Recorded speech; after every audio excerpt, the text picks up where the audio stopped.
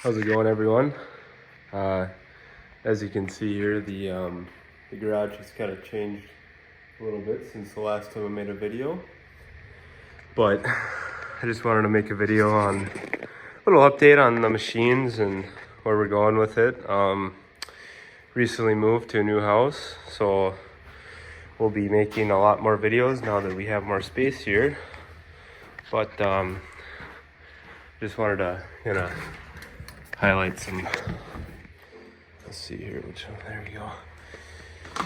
Got the woman's Jeep in here.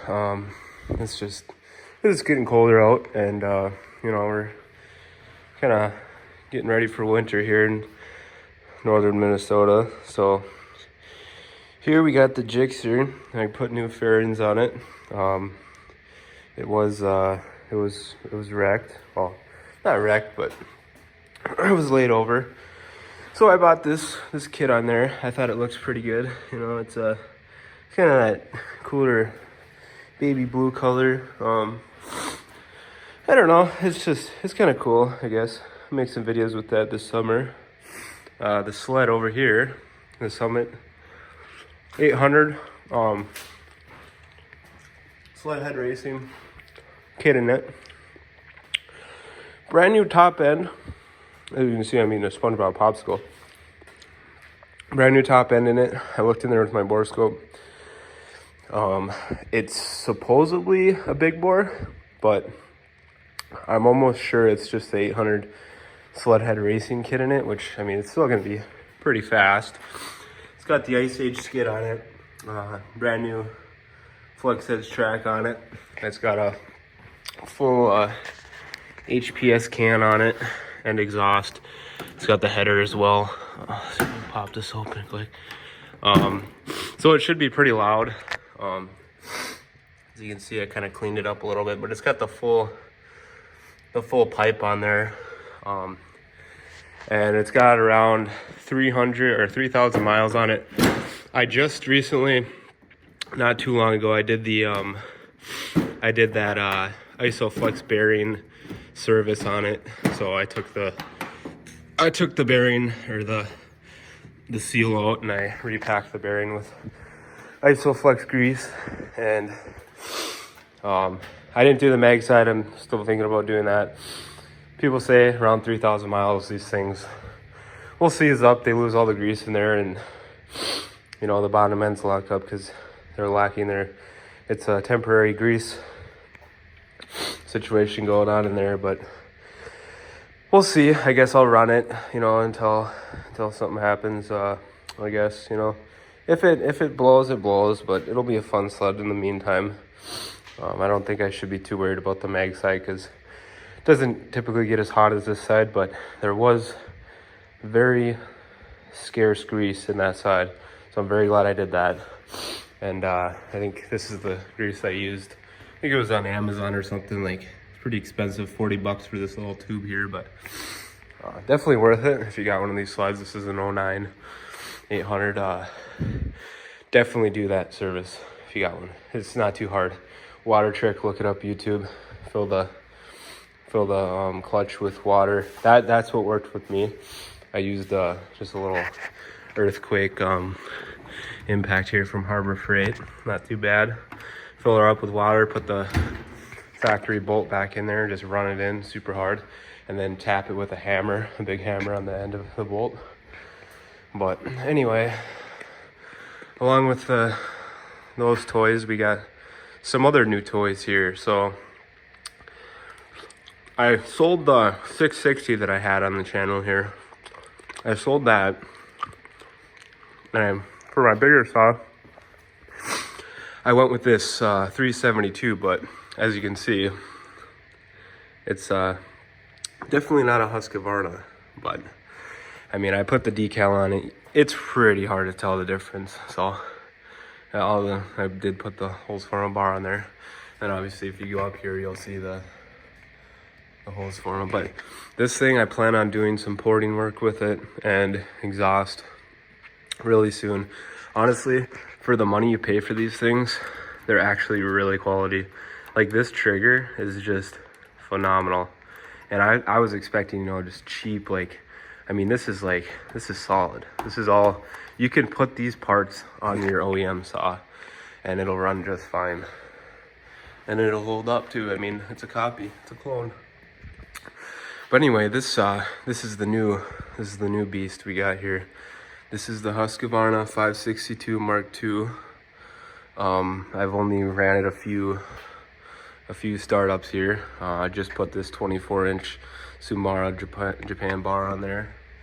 Plan on either for the exhaust. I gotta wait until, well, for one, until the Canada post office is open back up. But on the 550 here, we got the Steadfast Forestry Products exhaust on there. This thing sounds freaking insane. Throttle response is absolutely phenomenal. Maybe I'll start it up here for you guys.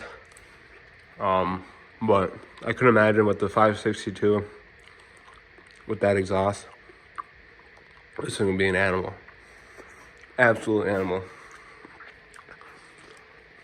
Still got the little 170 with the exhaust that I made on it. No, just this morning, doing a little bit of branch trimming with my 225 Echo pole saw. Put this fresh Oregon bar on there not too long ago. But let me get this 550 started up. You guys got to hear this thing. It's absolutely insane. It's literally like night and day difference when it comes to throttle response. I mean, it's pretty insane. So, let me get you guys. I hear another saw ripping out in the background here. But let me get it set up here. Let's see. Can you see? Let me see. This should work, I think. So, there we go. Oh yeah, there's definitely a saw ripping out there. I'll have to match that frequency. Ready? This thing would just crap on that saw. I'll tell you.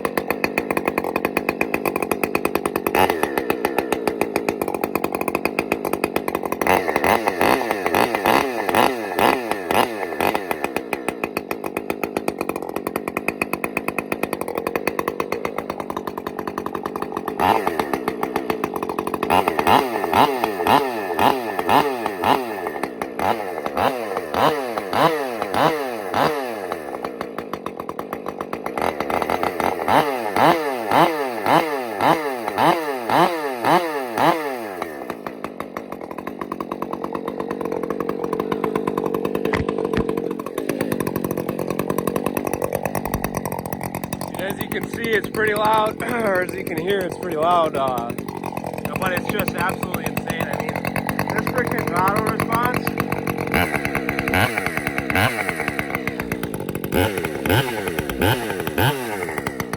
just absolutely insane. And yeah, it's a loud saw. It's a very loud saw, but it sounds freaking phenomenal. I love it. And it's a beast. I mean, this thing is an absolute beast. I can't wait to freaking run this through some massive logs, because I'm pretty sure with this 20-inch bar on there, this thing will be absolutely insane. You know, I mean, this thing, I definitely want to run it against this 562 with the stock exhaust on it, because I almost think, by the way, I've only ran this a few times, it's not even broken in, but just from like the feel of the throttle, this thing might have a little bit more torque.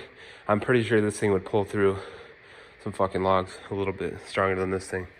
So we'll see. And then obviously I want to try out this tractor over here, you know, the clone saw. But no, this thing, still my favorite saw. I was thinking about selling it, replacing it with this. But then, you know, like I was thinking, like, damn, like you can't even get these exhausts anymore right now. Canada closed down their post offices. They're out of stock. And this thing is just a sick freaking saw. It's super light and it's just so nice. But I want to keep this thing because this thing is going to be more of like just a bigger saw in general, just for like, you know, bigger logs, firewood. But also I got this full wrap handle I just put on this thing, and you know, it is running a 3/8 chain versus a 325. So you know, this will be just a more of an eater. This thing will be like, I mean, you can obviously go through some massive freaking logs with this thing. It's a freaking beast of a saw. And this thing, you know, I can imagine putting one of them exhausts on here, it will just be unstoppable. So definitely want to try that, and it's gonna be fun. So I'm gonna have to get, you know, some footage of some timing runs of both these saws, get some wood over here, and definitely try that. But thank you guys for tuning in here and checking out the garage here. Well, still, you know, obviously this is just garbage here. We're unpacking, still moving, but we got the little workshop kind of set up pretty good for now. So thank you guys and have a good day.